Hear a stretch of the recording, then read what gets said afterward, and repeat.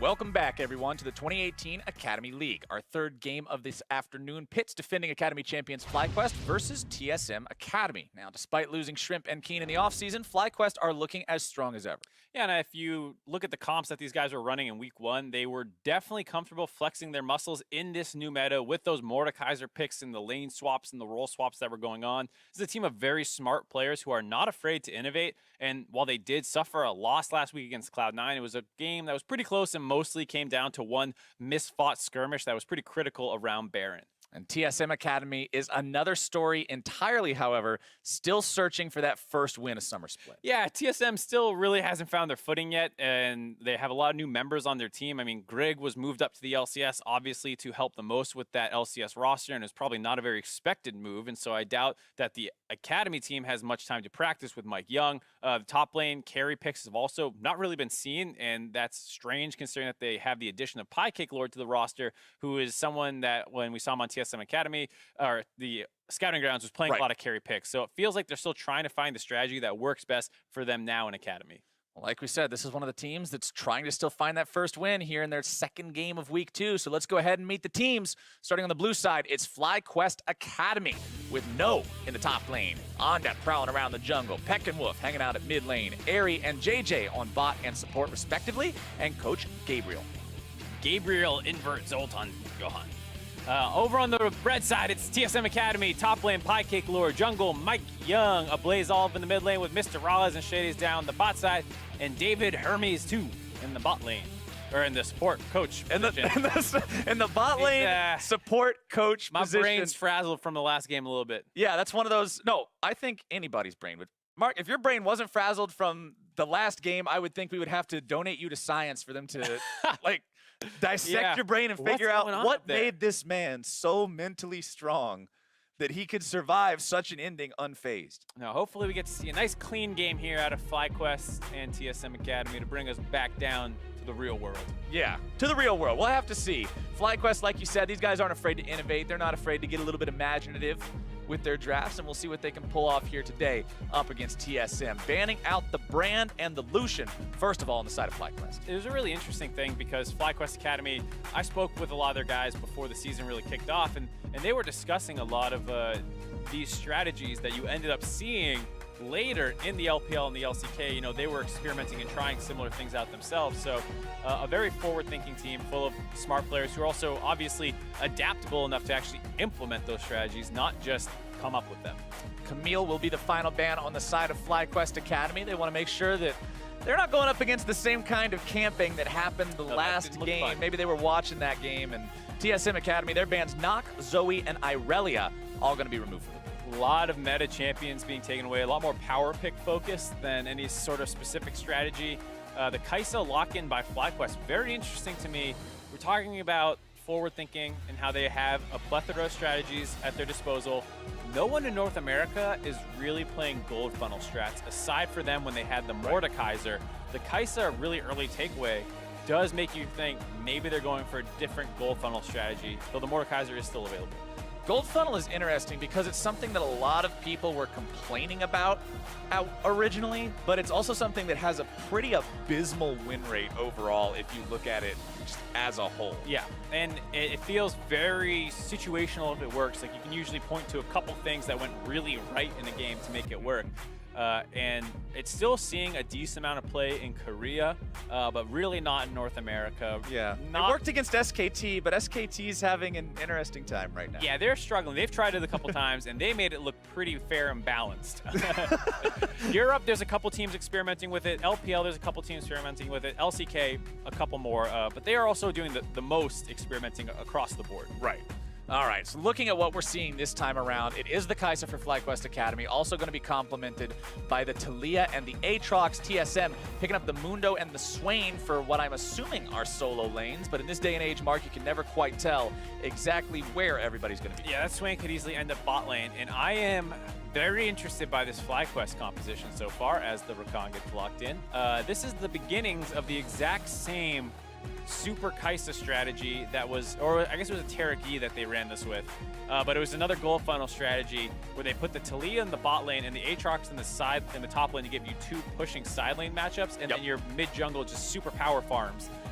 They comboed the Taliyah bot lane with a Shen, and the Shen would taunt, and the Taliyah would get a free W pushback with Electrocute. It's how they got first blood in that game. Yeah, they killed everyone with that combo, and then the Taric E is just like, hey, our team's already winning. All right, these guys won, so now if they ever happen to fall off, we've got 6-item Invulnerable Master Yi.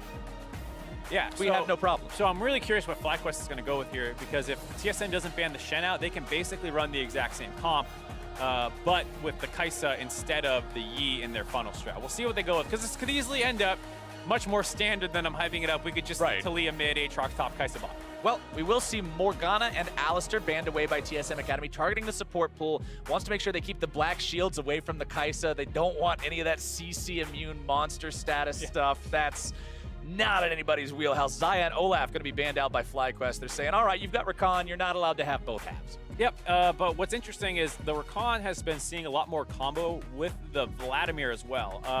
Xayah Rakan, obviously, great combination, no questions asked. But if you want really strong all-in at 6, the Rakan plus Vladimir is actually a really great lane for that, because we're talking about the spiking with the Electrocute and maybe your first item. And the Rakan allows people to get engaged on by the Vladimir, so it doesn't need to blow his summoners to do it. And they actually have really strong all-in threat at 6. I mean, Rakan charms everybody, throws them up into the air. They're standing on top of each other for Vladimir's Throw the ult down, yeah. All of a sudden, everything just comes together exactly as you would hope. FlyQuest Academy to saying, all right, there's the Braum. That works in the mid Mark, lane. I think you may have I'm excited. us all to a gold funnel attempt. I'm telling you, dude, like, I don't think they're broken. I think it works situationally, and FlyQuest is the team that keeps pushing the envelope here. All right. You lost me. I guess we're just going boring standard? It gives Kai'Sa a buff. Yeah, but you would assume the Nidalee goes jungle, which means the Kai'Sa... No, Nidalee goes bottom with Taliyah. That sounds miserable. Yep. I'm pretty sure this is just really standard. The Braum sold me that the Braum was going mid with the Kai'Sa. Yeah, that's what I was totally thinking thinking as well. And then they picked Nidalee. We'll see what they do. All right, we'll see how it works. If it's Nidalee, Taliyah bottom, you owe me a cookie from the catering. Well, I didn't say that was going to happen. No, well, I already said this is what we're doing. This is what I thought. This is what we're doing. Yeah, no. All right, fine. Well, I guess I lose. Yeah, I'll never get that catering cookie again. No, I mean, Nidalee just really doesn't work that many places in the meta. It's basically jungle. And so once you see that, the Taliyah and the Kai'Sa aren't going jungle, and the Kai'Sa's not going mid, so the Taliyah's going mid, and then you end up with this team comp. Unlucky. Interesting. We'll see if TSM Academy does, in fact, flex back. They do. They were threatening the Swain in the bot lane, but I think it makes a lot more sense for him to be mid lane, and the all-in threat is kept alive. And we saw already how the major Kai'Sa build these days is more of an AP build. She's not really an AD carry as much as she's an AP marksman. Has the Nashor's Tooth, the hat against his Rageblade, things like that. But I mean, there's a lot of AP damage on the side of FlyQuest Academy. You've got a Nidalee, you've got a Taliyah, you've got a Kai'Sa. And Mundo with his natural inbuilt MR resistance these days. Magic resistance? Yeah, with his natural inbuilt MR is really, really good against these multi-AP comps. That's the thing, is FlyQuest comp against some other team comps, Kai'Sa can be built however she wants. But against Mundo specifically, like you're saying, with how much of a monster he is, you probably do not want to over-profile your DPS types. Right. And so you probably do want to split the Taliyah and the Kai'Sa a little bit. But we'll have to see. The nice part is, the person he's going to be splitting against mostly is the guy he needs to build armor against. Yeah. So maybe the Aatrox can go a little bit more of a split push focus build. He'll still obviously go with the Ginsu's Rageblade, but maybe he goes Ablay of the Rune King and makes it very difficult for the Mundo to stay in lane against him. You know, you can go for a more split push focus build like that than the typical Ginsu's Titanic or Ginsu's Triforce or whatever else you might be going. I'm going to keep an eye on it this game. I want to see if he invests in more towards that 1v9 solo carry type of build, or if he does continue going for the typical team fighter like we've seen in the past. But it is up to TSM, like we've said, to find that first win. TSM is a name that, when you think competitive League of Legends, it's always one that comes up. I mean, even in international events, when TSM's not playing, crowds chant TSM. It's a team that has a legacy. It's a team that has a brand. And right now, it's a team that doesn't have a win in the North American Academy League so far. They want to get themselves on the board if they can, but FlyQuest Academy is going to start things off, stealing away that blue buff. Yep, good steal there. You want to play this Nidalee pick very aggressively. Anda is a player who's best on these kind of efficiency-focused champions. He's We were talking about last week a little bit, a player who is the equivalent of a gym rat. That is a euphemism you hear a lot in traditional sports. Still don't know what that is in LCS and things like that. We need a similarly good euphemism, but he's a student of the game, so to speak, who loves studying routing and pathing and comps and all these things. And so on Nidalee, you're on a champion that will be very good about exploiting pathing. And Nidalee feels so feast or famine too. I mean, oh yeah, Nidalee is one of those champs that falls in the same category as Lee Sin and Elise, where if you get to level 6 and you see them sitting on 0, 0, and 0, you're like, all right, well, this pick didn't do what it was supposed to do. Yeah, definitely the case. And unlike the Lee Sin, who gets a power spike, Nidalee at 6, not really gaining too much more for herself. Hey, her pounce does like 50 more damage or something. Yeah, all her Cougar form. Yeah, it's some. I'm not gonna lie, I've never played Nidalee. It's a line skill shot, and I can't do those. So. I did play Nidalee, and I stopped for the same reason. They're hard to hit, Mark. But they're a lot harder than running at your opponent and mashing Q. Well, so I missed like old top Nidalee. That's what I played. The Bruiser one? Bruiser the Triforce. RF Legendary, like, Bruiser. Emax, so you didn't even need to land. Yeah, you just heal yourself and then auto attack them really Your attack speed's crazy. Yeah. That's what I played. And if all right, that sounds like me. That sounds like yeah. And if I remember correctly from back then, your R level ups increase Cougar form damage. But. Okay. Still, it's not something impactful like a Lee Sin kick or something else. You've got to take advantage of the fact, or even a Xin Zhao ultimate. Xin Zhao's one of those champions that previously, back in the day, his ultimate felt kind of bad because, yeah, it gave you resistances, but it just didn't have the same impact that a lot of other big ones did. But nowadays, now that he's got the awareness built into it, that he can ignore the damage coming from any champion further than 500 units away from him, it's actually very strong. It's the difference between winning and losing a fight many times. Yeah, it was always a little bit of a strange ability where like you would go in to initiate and then you would ult and hit people away and then you'd be like, what did I just do? It'd be like, wait a second. I thought I was starting a fight, Hold but on. apparently I disengaged it. I don't. And it's still kind of the case with that, but like you said, there's more going on with the kit now. It actually, with the feels ability, more coherent. Yeah, it feels a lot better, and with the W as well, giving a little bit more range, able to hit people with that, gives them more options in how to play fights out. And Xin, I don't know, what would you say between Xin and Nidalee? Which one do you expect to see more out of early? Because we already talked about Nidalee's snowballing feast or famine nature, but Xin Zhao is also a champion that I don't want to see sitting on 0, 0, and 0 by the time he hits level 6. Yeah, it is very strange in that way where both champs want to be super aggressive early on. With Phase Rush, I was talking with Azael about just how sticky Xin is in the early game. With an E-auto Q, you get your Phase Rush proc, and you're basically on top of that Nidalee the whole rest of the way, most likely. But it's hard to say. I mean, I would think a slow game actually favors the Nidalee. With how quickly she clears and her power farming and all that stuff, she can get a sizable lead on the Xin without really needing to interact and do too much, whereas Xin definitely wants to gank. Yeah, the weird interaction part is that Xin will become a real frontline member, whereas Nidalee is notoriously bad in team fights. So we'll have to see. Maybe she goes for the Ardent Sensor build, and you actually go for this much more supportive Nidalee to buff up the Kai'Sa. And then you can get an easier version of teamfight presence than having to jump in Cougar form. So I'm actually really interested to see what Onda chooses to do. I also want to point out that when we mentioned earlier that the shielding champions got hit with nerfs recently, shielding, supporting, enchanting, whatever you want to call these items, this entire class of items like Ardent Sensor also got hit in the power that they added to heals and shields. So despite the fact that it's not as big as the shield nerfs overall, those nerfs still exist. So that playstyle will be slightly weakened indirectly as Mike Young grabs himself the Scuttle Crab in the top part of the map and moves in for a bit of counter jungling action to find the blue buff still around. Yeah, curious to see that still up. We were so talking about what the champions did, wasn't watching the pathing super closely, and it looks like Nidalee had left that up in an attempt to keep it for a certain timing, or just decided it wasn't necessary at all. By the way, Mike Young taking away that blue buff. Well, Mike Young takes blue, but Onda says, all right, you can have the blue buff. I just want this blue dragon. Brings his bottom lane up to help him. With JJ and Aerie here, the damage should be more than enough to take that one down. The plasma procs. The Kai'Sa secures it. And FlyQuest Academy walk away with a 6-minute first Drake. Ocean Drake feels so good to get that early. Yeah, really nice for them. Really good for their champions as well. Being able to spam out all their abilities. Taliyah and Kai'Sa, two champions who can sometimes feel pretty gated by their mana constraints. So this is going to be great for them. And already a nice gold lead for FlyQuest, just the farming advantages. Kai'Sa going to have an easier time 3-6 than the Vladimir will. The Taliyah pushing in against Swain, as well as the Nidalee power farming, all giving him that nice little under 1,000 gold lead.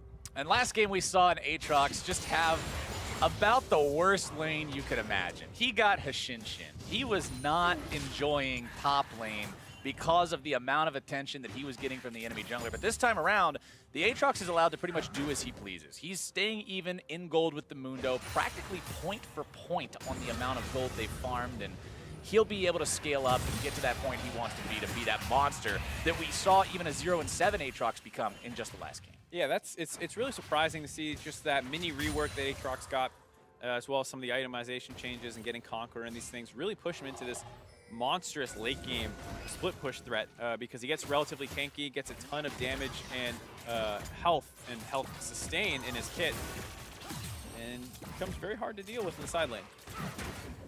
Bottom side, you're seeing Airy hit level 6 before anybody else. Gonna keep eyes on TSM Academy bottom lane levels though, because like you said, Mark, it's that level 6 wombo combo potential. If Rakan can go in, land the quickness, get it into the knock-up as well, and then have Vlad follow up with the Hemo Plague, you've got some serious damage threat. It'll be up to Airy and JJ to make sure they're aware enough to avoid such a situation.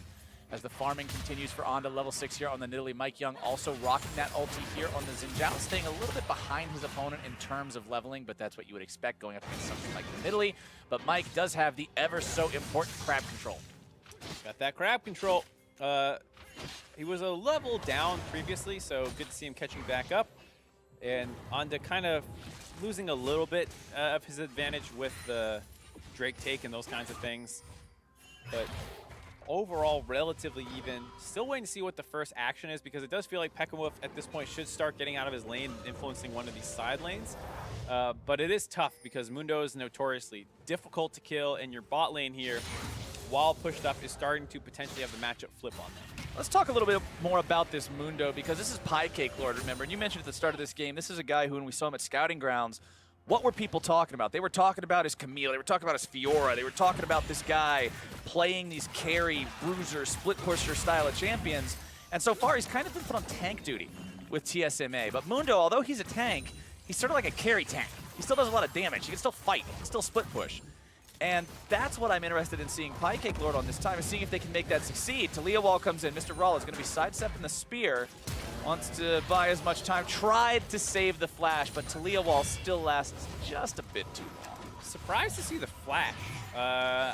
Unless his W is down for something that I missed, I believe he could have just W'd there and waited for the Talia Wall to come down. Yep. Maybe would cost him some more HP technically, but I think you'd rather lose a little bit of HP and then regen it up with your Qs than to lose a 5-minute cooldown on your flash, which will heavily negate your all-in potential that they might have had otherwise. So a little bit of a curious decision there, but maybe I missed something off screen and his W is down. It's a 20-second cooldown.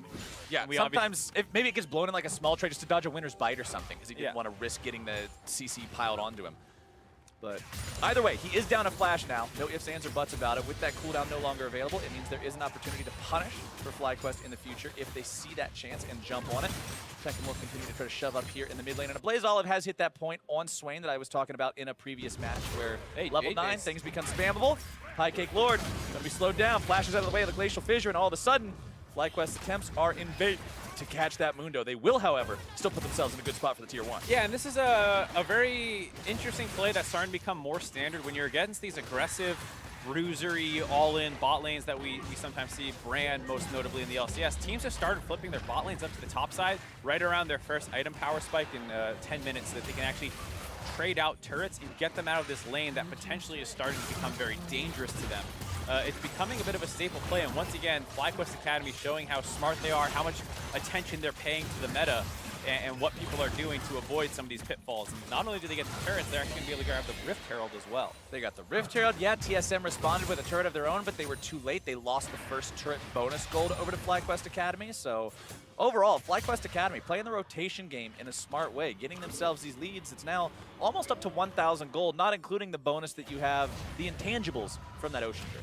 And it's really, to go back and keep talking about that, it's a really cool strategy that's become even stronger with the presence of TP that showed up on the marksman. Previously, if you did it, you would back and you'd have to run all the way up to the top lane to get that happen. Right, it takes 30 seconds to hoof it. Yeah, and it's a bit of a slow rotational play, but with TP, I mean, you're an AD carry, you really don't care about your TP that much. You see people use it for tempo all the time, and so you use it for a tempo play, and while it would have been nice to kill the Mundo in that play, you really don't care. That's not the main prize. That's not the point. That's a bonus. Yeah, that's a bonus. That's some cream on top if you can get it. But otherwise, you just take that turret down, and you keep up with this pressure game that they've been playing. And so very, very cool strategy that we're starting to see more and more of. It's always been in the game, but when the lanes were much more standard with marksman versus marksman, you didn't see people really feeling the pressure to get out of there. JJ ends up walking into the wrong part of the river, though, gives first blood over to TSM Academy as Mike, Mr. Rawlez, and Shady all find him, caught him out.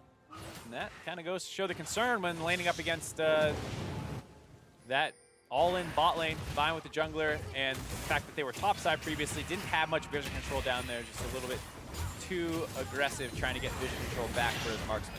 Spellbinder completed on the Vladimir now as well, so remember that as he builds the charges for that, once he stacks them up to whatever he deems to be a suitable value, he can use those in the middle of the fight and get a massive boost of both AP and move speed.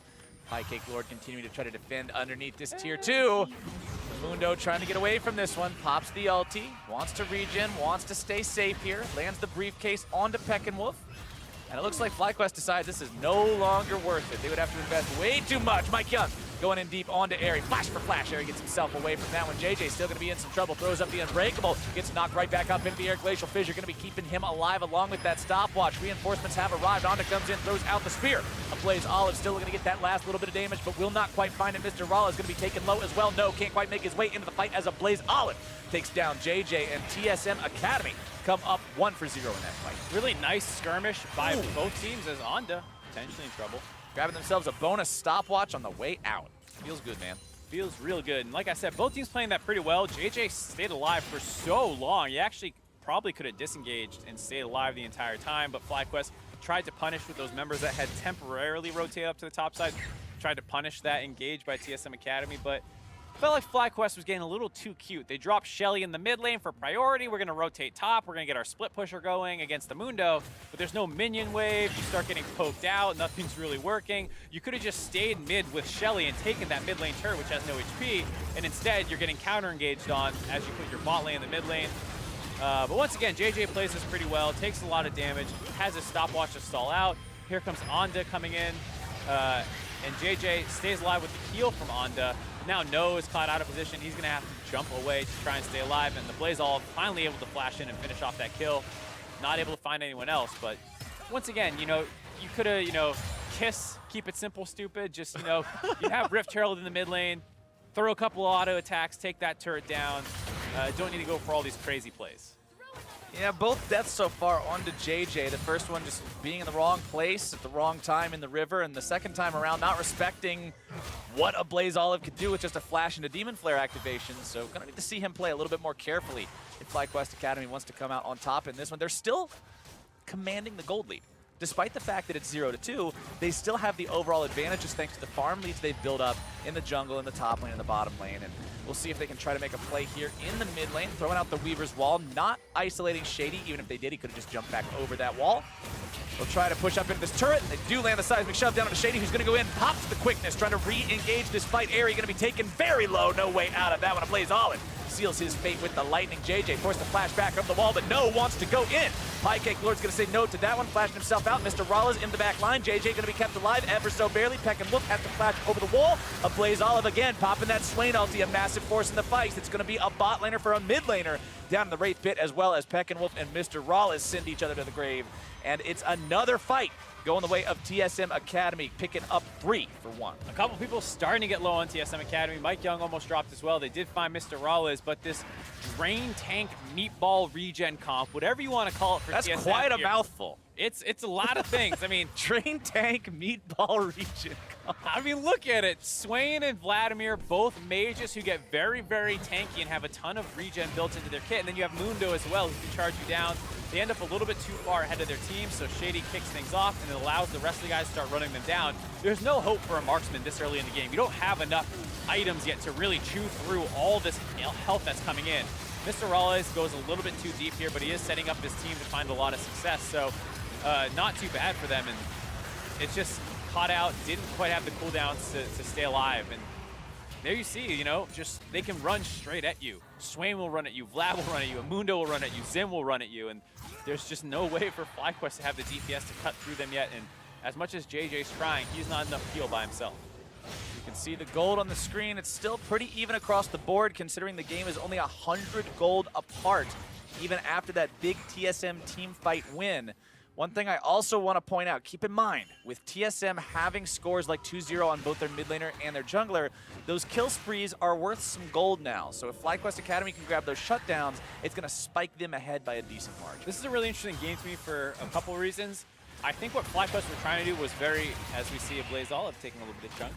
Probably going to finish this turret off finally. I think what FlyQuest was going for was a very interesting strategy. You have a lot of wave clear and push priority, and you want to get an early game focus on moving between turrets and melting all the turrets down one at a time to build a gold lead and using tempo as much as you can to your advantage. They failed to do so. They made a couple mistakes that we were talking about, and now this mid-game team comp by TSM is probably going to start taking over these fights. These are champions that spike on one item super hard, as well as scaling with levels very well. So now that a lot of these guys are hitting 9, 10, 11, 12, they're getting second level to their ultimate and becoming very hard to kill at this point in the game for FlyQuest.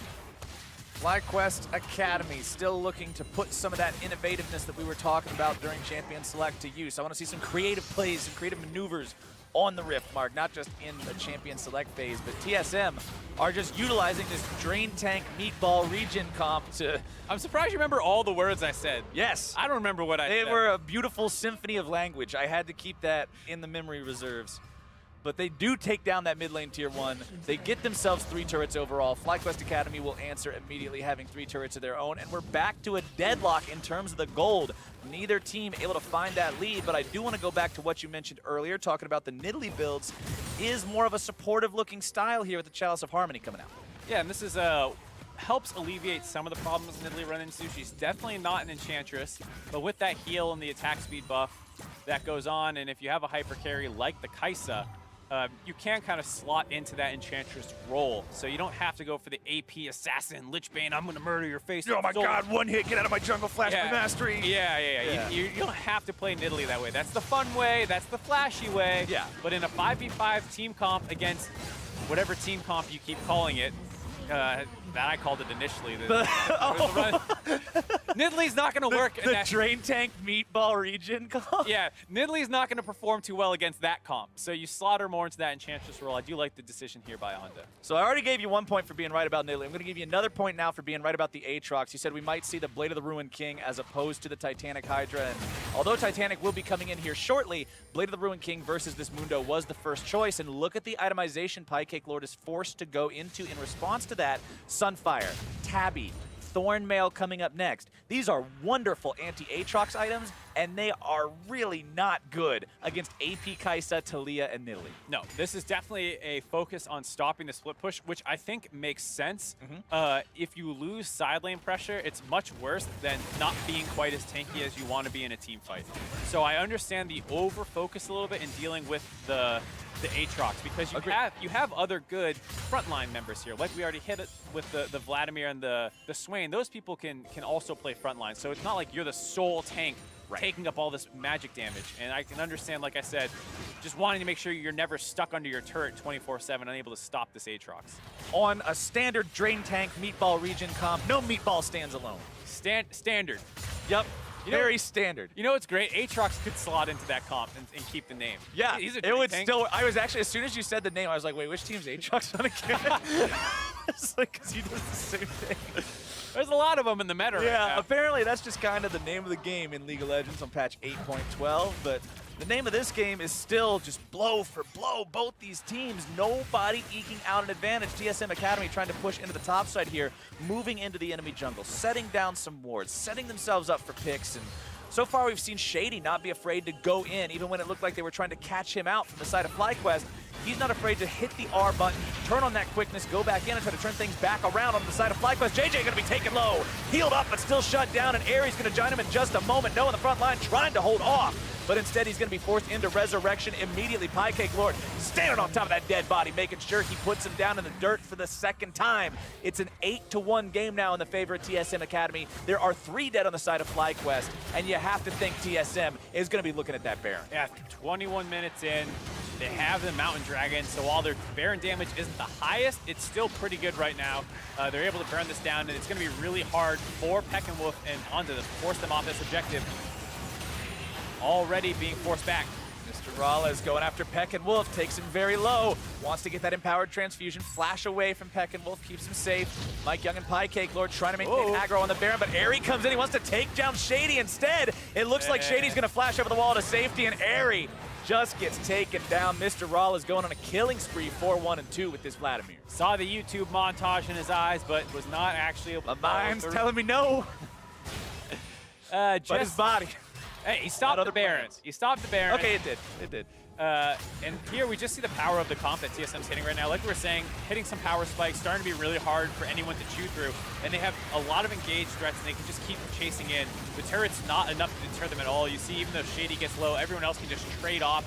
Blaze Olive is tanking it. Now Piecake Lord is taking it. Mr. Rallas can take a turn tanking that turret. And now they can go onto this Baron, and they have so much regen built into their kits that once again, they're able to stay healthy. It's just unfortunate they spent so many resources chasing Peck and Wolf that they had to peel off the Baron, and then with the TP coming in from Airy, while he did give up his life, it did stop the 2 men who were still on the Baron. TSM not able to get that Baron means no real big change in the overall state of the game here. We're still looking at a pretty close contest between these 2 squads, but time and again, it's TSM that wins the fights. FlyQuest is staying even because they farm well, because they're making the most use of their resources. But when you look at the kills, when you see 9-1, you wouldn't expect the game to be as close as it is. No, not at all. I think that speaks a lot to what FlyQuest's early game strategy was. Like I said, so focused on tempo that they, of course, take some turrets and they have some gold leads, but the fights at this point in the game are so heavily in TSM Academy's favor that they need to kind of go into this strategy. Peck and Wolf moving over to No to try and take this turret down against the Mundo, sacrificing, really trying to fight in the mid lane, in the mid game. Just try and play the map a lot more than your opponent right now. Meanwhile, Mr. Rala is doing something that AD carries didn't normally get to do back in the marksman days, being the split pusher there in the top lane. Shady trying to get himself away. A nice Weaver's wall to block away 3 of them. Is this the opportunity FlyQuest has been waiting for? A Blaze Olive going to be popping that Zhonya's Hourglass right there in the middle of the fight. Mr. Rala still trying to find the damage, utilizing that transfusion into the Hemo Plagues, but it's Mike Young going into the back line, blocking all the damage. It's a double kill for the TSM jungler. Make it a triple as he gets the AD carry as well. Onda has to run, and TSM Academy, only losing their support, will surely turn and find the Baron here. Second time, looking at the Baron, no Peck and Wolf this time. No TP on the AD carry to come back. 20 seconds on anyone. Onda can still potentially steal, but it's going to be a tough ask. If Onda steals this, he is the absolute hero of the day for FlyQuest. 2-13. I just don't see there being any way you can get in there and try to steal this one out. Piecake Lord, Mike Young tanking it up, and there you go. Baron finally secured. 24 minutes, 46 seconds in the game, and TSM Academy finally gets what they need. And this was a good look by FlyQuest. They pinch off a couple of the members, and they're in range for a monster Talia combo, but everyone hops the wall, actually, some of them using No to do so. And then the drain tanking that comes in from a Blaze Olive in his Zhonya's gives him enough healing to come back and re-engage in the fight. Shady kind of goes in and gives his life up to lock him in place so Mike Young could also follow up on it. Good job as a support player, guaranteeing the kills for the rest of his team on that cleanup. And it looked all right for FlyQuest, but they're just too weak at this point in the game. Not enough damage to actually find those kills. I mean, look at Mike Young's Xin Zhao. He's got his Warrior, his Trinity Force, working on his Sterix Gauge next. He's also got the Stopwatch. We've been seeing a lot more of this recently, too. Champions that will likely build it later as some part of a Guardian Angel or a Zhonya's Hourglass or something. They pick it up early to use the active when they know they're going to be diving in. Yeah, and it's something that can bait people very heavily if they have not been watching carefully to notice that you picked one up. And it also just enables you to go for really aggressive plays that normally would have got you killed. And when you're snowballing, that's what you need to keep snowballing, is make aggressive plays. Don't just sit back. And that's a great item that Spike Strike doesn't give any stats. You already have more stats because you're up gold. Buy some utility that will allow you to make more aggressive plays. Well, let's see how aggressive TSM Academy want to get here. Remember, this is a pretty short-range team, as we've seen a lot of today. Swain and Vladimir, yes, range champions, but do their best work when they get up close and personal with their opponents. See how close they want to get to this inhibitor turret. They've got 2 minutes of Baron. They'd love to crack this base open while they've got this buff at their command. Nidalee will set up a couple of traps there to try to keep these guys away. Seismic Shove finds its way on the Mr. Rawlers. Winner's Bite also going to connect there. Sanguine Pool to get him away. And FlyQuest will continue holding this line for now while putting No in that top side and keep pushing up into the base of TSMA. No one recalling to deal with him right now, so it looks like they're going to try and hard commit onto one of these turrets soon. There goes Mundo. All right, Piekick Lord says, nope, we're not trying this. I got to get back there. We can't just give that turret away. Yep, good decision overall, Wall. I appreciate looking for the more aggressive play. Definitely not worth risking it on an inhibitor for themselves. You can continue whittling these turrets down. You have Baron for another minute, and while, yes, Mr. Raleigh and a Blaze Olive, like you're saying, are not the best at taking turrets, they're both at 3-item AP carries, so each auto attack is going to do a couple hundred damage to this turret. You can see up in the top side just getting chunked down, so they are plenty strong to finish these turrets off. Yeah, both inhibitor turrets nearly dead. One good, strong push will take those down. And I'm digging this view. Yeah, this is actually like the double inhib This view. is really good, man. We're just zoomed out. We're chilling. We can see whatever's going to happen to either lane. No still hasn't made his way back to the base of FlyQuest Academy, so TSM will take down that bottom lane tier 3 turret. Exactly what the doctor ordered for these guys. Now they can force that fight on open ground on the inhib if they want, or they can get yet another open opportunity for an inhibitor there in the mid lane. Now they can go for either one of these. Mr. Rollins will just continue chipping away at that. Auto attack after auto attack. Noah's made his way into the fight, but the fight's not going to be anything. The Weaver's Wall can't isolate anyone just yet. FlyQuest Academy continues just bouncing back and forth between these two things. It's FlyQuest ping pong as they want to hold both, but they may not be able to hold either. Baron only alive for 10 more seconds.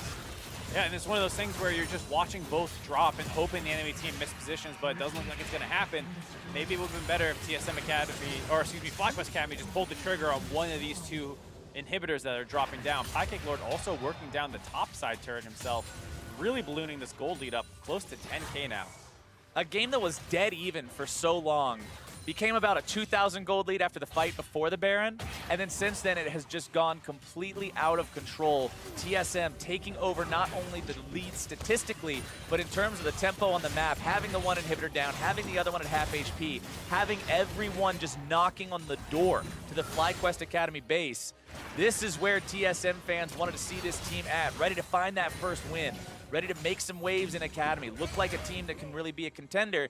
And here we go, still 7,500 gold up. They will be forced back for now, but considering they're this far ahead, considering they've got all this money to spend, they're just gonna come back bigger and badder.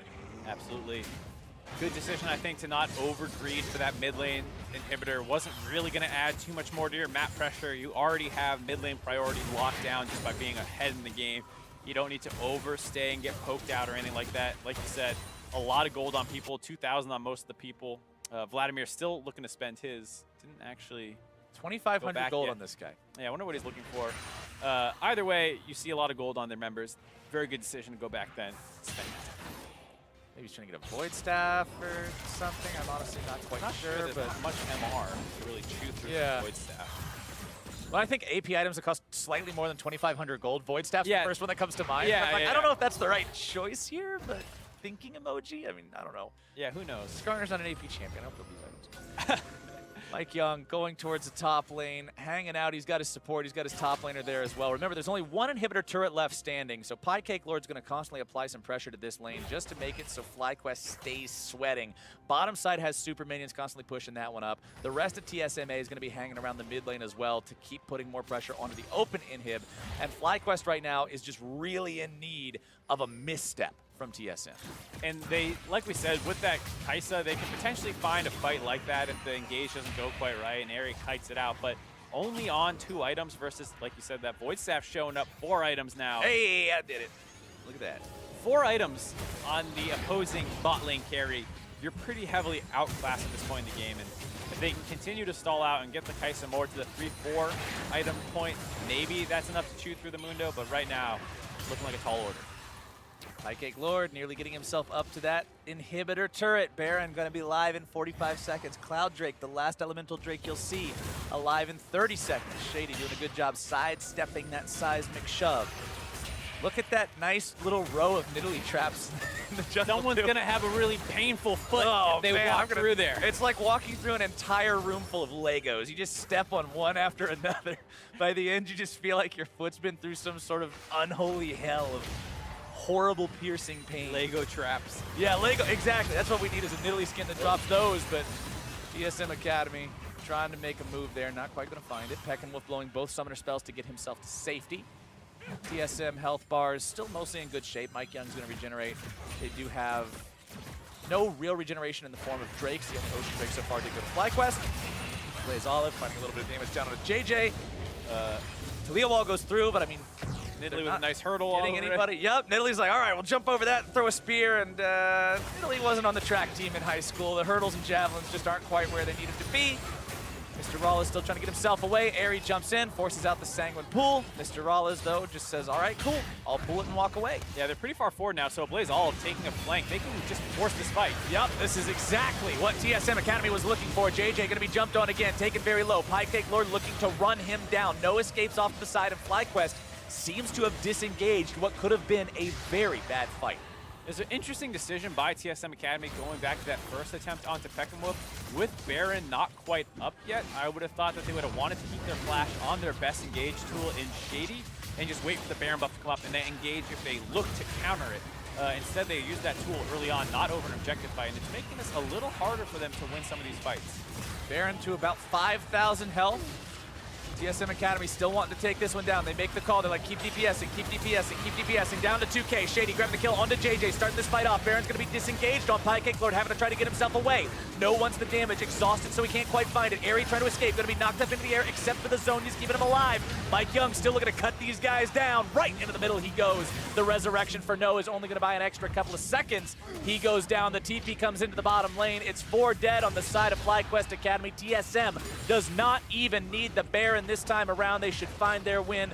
No problem whatsoever, securing that first win of the summer split. Controlled by the turrets, but the inhibitor, we'll see if it has any final words to say. Still, 9 more seconds before JJ's back up. Peckinwolf stands alone and stands for a long time. He will not Nexus itself under pressure, and that is a TSM Academy win.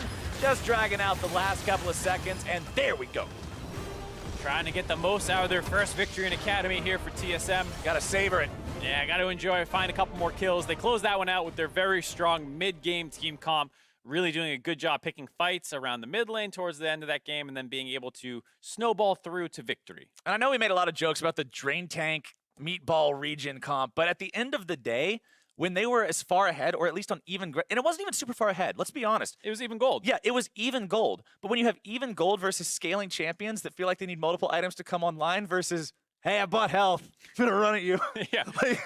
That's a pretty big problem. Yeah, I mean, that's how power spikes work, you know, in the game. And one of them is power spiking at 20 minutes, and you're not. And you know, there were tools, like we were saying with FlyQuest Academy's comp. We spent so much time talking about what it could be and then what it ended up being that we didn't really spend as much time on TSM's comp. And it was the thing where FlyQuest isn't snowballing come 15, 20 minutes. The enemy team's comp is much stronger in 5v5 team fights. And then they could just keep forcing them down like this. It didn't matter if there was a turret right in front of them. They just pick one fight, get one guy down, trade off the turret aggro. Doesn't matter who has it. You can just keep melting these members down, and there's no way for them to all walk forward and continue to deal damage. They only have one real frontliner in the Aatrox, and I guess technically the Braum. So all these fights, despite this one being a really nice engage, if they had a gold lead here, this looks great for FlyQuest. Oh yeah, it looks fantastic. Not the case. Blaze Olive is able to sail alive as Mr. Rawlez jumps into the back line, and they continue trading off who is the frontline member here for TSM's comp.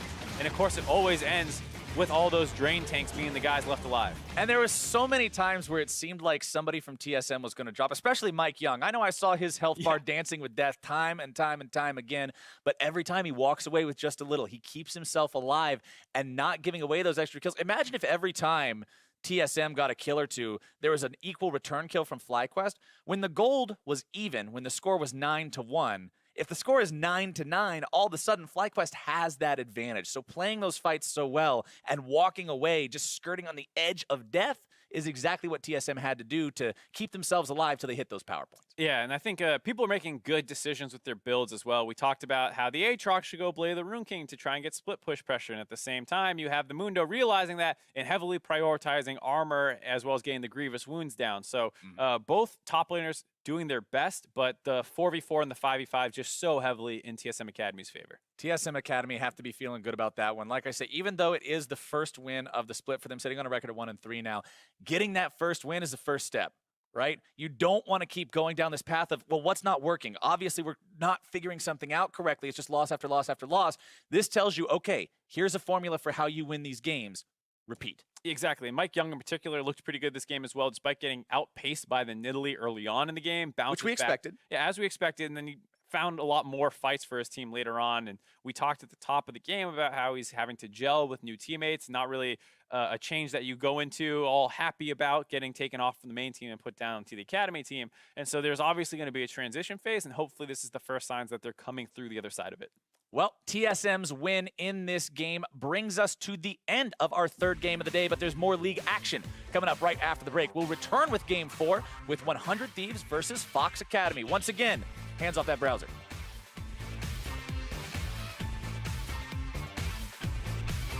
JJ ends up walking into the wrong part of the river, though, gives first blood over to TSM Academy. Peck and look at the flash over the wall. A Blaze Olive again, popping that Swain ulti, a massive force in the fight. It's going to be a bot laner for a mid laner, but it's Mike Young going into the back line, blocking all the damage. It's a double kill for the TSM jungler. Make it a triple. No one's the damage, exhausted, so he can't quite find it. Airy trying to escape, going to be knocked up into the air, except for the zone. He's keeping him alive. Mike Young still looking to cut these guys down. Right into the middle he goes.